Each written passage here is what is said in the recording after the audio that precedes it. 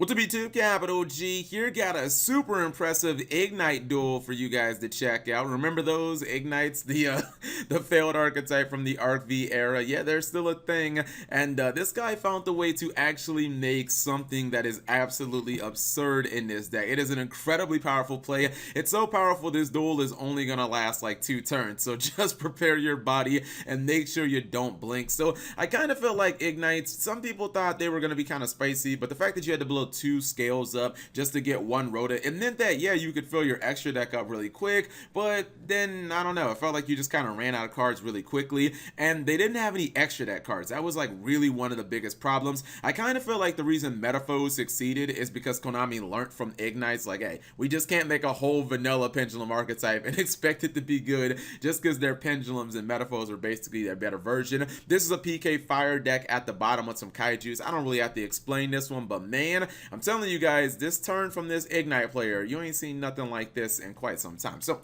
Allure Darkness, you got Skarm, you got Phoenix Rhino Warrior, goes for Dante. I think the reason you did not see Cherubini used here is because then the Skarm would not actually activate, so you know he wants to get that search and whatnot. It's gonna get a Seer, and I mean it's not bad because he's got the Kaiju for if his opponent throws a boss monster on board. He's got the field wipe of Interrupted Slumber, and then he has the he's got the effect Veiler that's basically stop any monster short of a Mad Spectre or something like that can't be targeted. Special summon a Photon Thrasher, set the scales, Pendulum summon 2, and this is pretty decent. He can go for a Link 3, or he can go for, like I sold, is all the monsters on the field are Warrior. But the more important thing is he has not used that normal summon yet, and that is very important because it's going to be super spicy. I sold is actually going to get effect Veiler. Did I say is sold? I meant I sold earlier, and actually it gets a little worse for the guy at the top as his opponent's actually going to get that lost win from the graveyard, so he's kind of in a tight spot right here as she's going to get no effects. Now the important thing to note, I did not actually know about this. I sold us dumping equipped spells to the graveyard is actually a cost, and look how many cards he loads up in his graveyard. He's gonna load a ton of them. So what is he going to do? He's actually going to go ahead. He's gonna activate the golden bamboo sword, or excuse me, search a golden bamboo sword off the cursed sword. He's gonna pop his cards, and then he's gonna summon a copy of Guilford the Lightning. Now the reason that he actually popped his 2 Ignite cards is because he needs as much space in his back row as possible so that Guilford the Lightning can do this. When Guilford is summoned, you can get as many equipped cards as possible from your graveyard. So it's Guilford, yeah, this guy's sitting at 8100 attack, and since he has a couple of bamboo swords, including the curse, he can actually bounce one of his bamboo swords so that he can attack his opponent directly, which he's going to do. He's going to go ahead and activate that curse. So basically his opponent is going to get one shot right now. Now granted, this thing did lose 500 attack because Mage Power's on the field, but I think at this point he's just not stalling, he's styling on him. He's like, yo Cat, let me see how many cards I could draw, and this is pretty much the ultimate cheese combo. Like maybe if this would have been a live card, obviously we know that it's lost wins, it can't be activated in the turn that it's set, but he can actually attack directly, and I don't really know how you combat that cheese. There are things in here like Red Reboot. I'm assuming that this deck probably outside of just these equipped probably plays like Red Reboot and the Hand Trap Negator, Called by the Grave, just so that your OTK can actually go off. You know what this reminds me of? This reminds me a lot of like the Benkai OTK. Just because rather than attacking your opponent's monsters over and over again, you just say screw that, I'll attack you directly. Let me go ahead and pause for a quick second, because I'm sure some of you guys are actually going to want to know what this deck looks like on paper.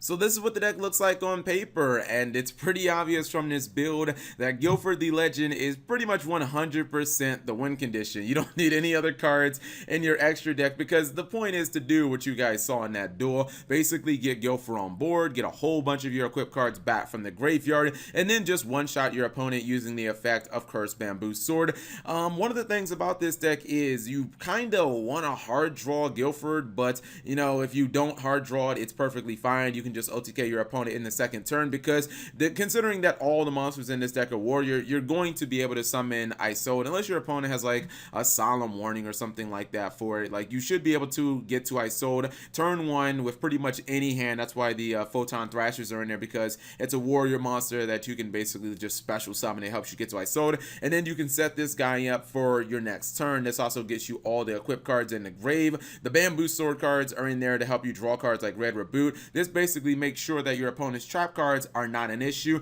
And Red Reboot is actually perfect in a deck like this where it's incredibly linear because it protects your Pendulum Summon, it protects you from pretty much any back row that you don't want to deal with. Doesn't matter if your opponent gets another card, doesn't matter if you have to pay half your life points, you're going to end up one-shotting them anyways. You also have the Forged Burial Goods just to send the Curse Sword to the graveyard so that you can get other cards like your Golden Bamboo Sword, or so that you can get your original Bamboo Sword. There are, well, I guess technically there's another way to get the Guilford other than hard drawing it. You can use Ignite Reload, you can shuffle some of these pendulums that you might not need back into your deck, and hopefully you actually end up drawing it. But obviously this is a super gimmicky deck. You're just playing this for fun, you know what I mean? It would be nice if there was another way to instantly get to this card, if there was like a reverse Reinforcements of the Army, a card that could you know, get high level warrior monsters. But I guess Konami is like, you know, that's what we made, I sold for. But yeah, just a fun little deck that I thought you guys might enjoy.